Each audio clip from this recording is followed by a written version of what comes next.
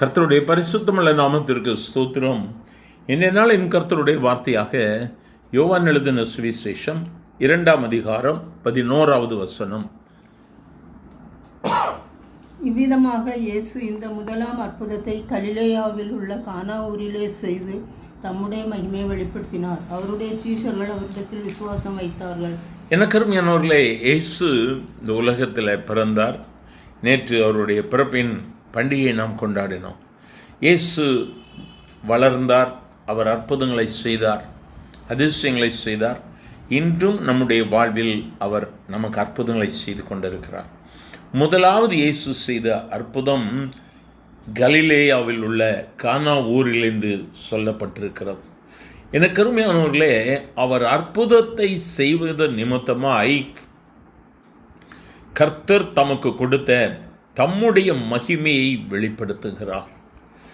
அந்த மகிமை வெளிப்படும் பொழுது சீஷர்கள் அவரிடத்தில் நம்பிக்கை வைக்கிறார்கள்.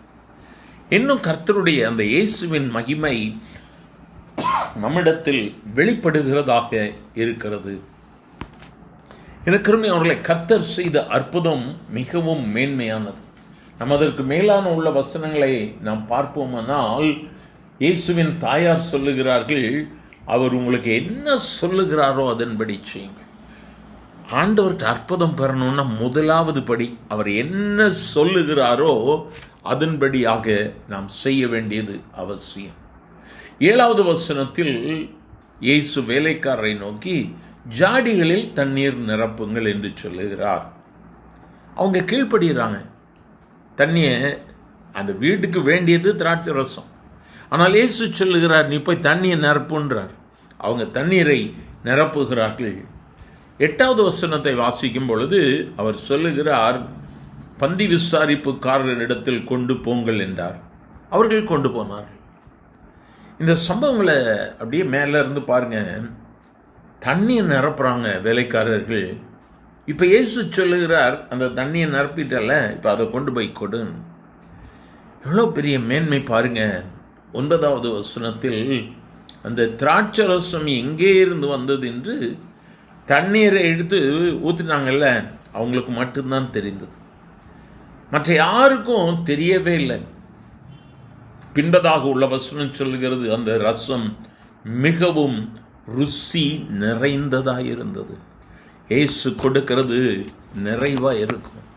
தண்ணீரை திராட்சை ரசமாக மாற்றினார். இந்த கிறிஸ்துவின் பண்டிகையை நம்ம கொண்டாடினோம்ல, நம்ம வாழ்க்கையில் ஒரு மாற்றத்தை உண்டாக்குவார்.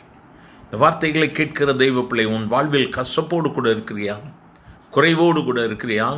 அவர் உன்னிடத்தில் எதை விரும்புகிறார்? ஆண்டவர்கிட்ட மண்டியிட்டு கேள். இந்த புது வருஷத்துக்கு முன்னால் ஆண்டவரை விட அதை பற்றி பிடிச்சுக்கோ, ஜெபம் பண்ணு. ஆண்டவரே, நான் என்ன செய்ய சித்தமாக இருக்கிறேன் சொல்லுங்க, நான் கேட்குறேன். கீழ்ப்படிவேன்னு சொல்லி கீழ்ப்படிங்க, நிச்சயம் அற்புதம் நடக்கும். நலன்மீன் ஆண்டவரே, முடிவெடுக்கிற ஒவ்வொருவரோடு கூட கர்த்தர் கூட இருந்து வழி நடத்தும். ஆசீர்வதியும் நன்மைகளை காண உனது உதவி செய்யும். இயேசுவின் நாமத்தில் பிதாவே, ஆமேன், ஆமேன்.